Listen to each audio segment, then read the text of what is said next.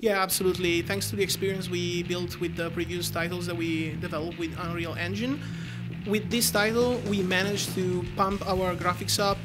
We managed to create like a new system collision with the system with the collisions, and we actually managed to create night races as well, thanks to the evolution that Unreal Engine allowed us to procreate. Nice. Now let's talk a little bit about the tracks. You took real life tracks, but you've kind of tweaked them in order to make them a little more playable for like new players and things like that. Yeah, well, actually, we had different kind of tracks inside the game, and as I said before, for example, we have like the official tracks.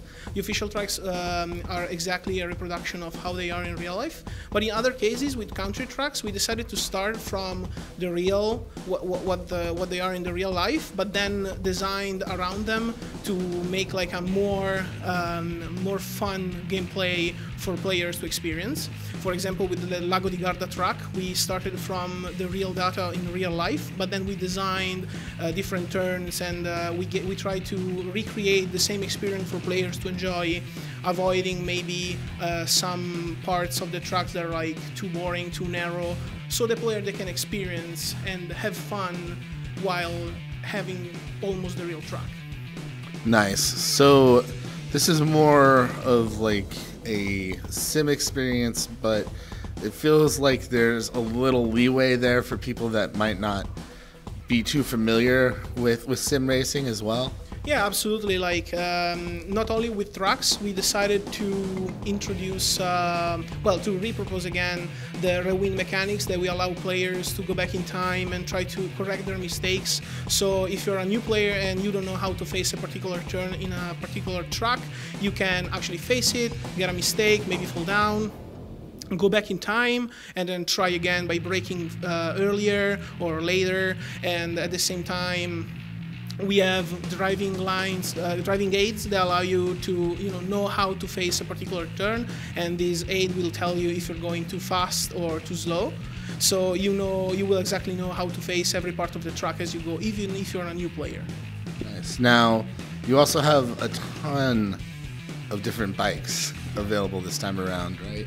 Yeah, we totally decided to go for like going full with 230 bikes at the release of the game, and then with the further DLCs after the release, they're gonna be more than 300 by the end of the DLC cycles are gonna be released. And then on top of the bikes themselves, there will be a lot of customization going on. More than 700 parts are gonna be available to customize on each bike, so you will be able to recreate maybe the bike you have at home, maybe the bike of your dreams, but probably you will be able to do that. Nice. Now, how is competitive play going to work this time around? Yeah, so the competitive game is going to be obviously multiplayer. You will be able to compete against other players, and obviously the physics is going to be tuned depending on what kind of physics you want to play. The rewind is going to be disabled, obviously, online, so each player, if you make a mistake, you will pay for it, obviously, because we want the player to compete at higher levels.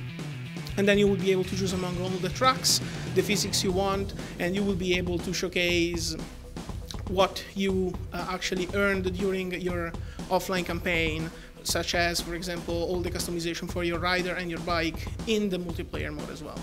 Nice. Now you mentioned rider customization. I noticed you have a fairly unique customization process for like how your player looks and how they ride their bike.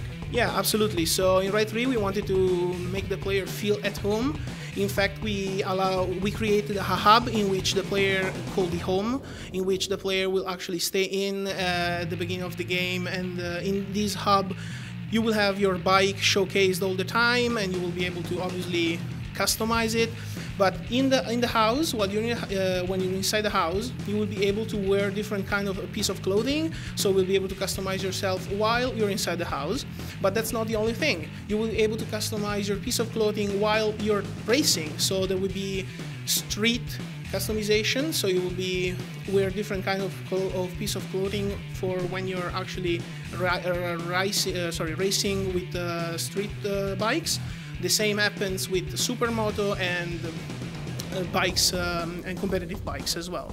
So you will have different kind of customization for each kind of bike types, and then you will be choosing among different kind of driving styles. So if you turn and you want your shoulder out, you will be able to do it. Your knee out, you will be able to do it. So every player will have their own driving style. Awesome. Now let's talk a little bit about the tracks. What do we have any new tracks this time around? So for the tracks, absolutely, we have new tracks. We have 30 tracks in the game. So for example, we have Lago di Garda track, as I mentioned before, but there will be also Macau, which is another really cool track because we introduced the night race event. So with night race event, you will be able to ride bikes during night. Macau is really cool because it's full of lights, and thanks to the Unreal Engine we managed to be able to create this sort of like really nice racing during nighttime. So these are the main feature about new tracks. Nice. Was there anything that you guys like set out to accomplish with Ride 3, like anything that you had wanted to do with the previous games but you couldn't get done that you were able to achieve this time around? Well, obviously, one of the main things that we really wanted the night race to happen, and we managed to do it. We really want the player customization in terms of like how they look like, and we managed to do it. So we obviously wanted Delivery Editor, which is like a complete new feature for this title. Delivery Editor allows you to create your own livery and your own stickers to apply on your liveries. So probably this is one of the main features that we really wanted in the past games to happen, but we couldn't. And with Ride 3, we managed to make it inside, so we're really happy about it. Nice. So, like, customization seems to be, like, the big thing for Ride 3? Yeah, collection and customization. And we want Ride to be sort of like motorbike encyclopedia. And thanks to the career, which is divided in volumes, and every volume will, like, focus on a particular bike or truck or historical moment, we will be able to, you know, tell everybody how the motorbike history has evolved from the 70s to nowadays. Awesome. When is Ride 3 coming out? The 30th of November 2018, so we're almost there.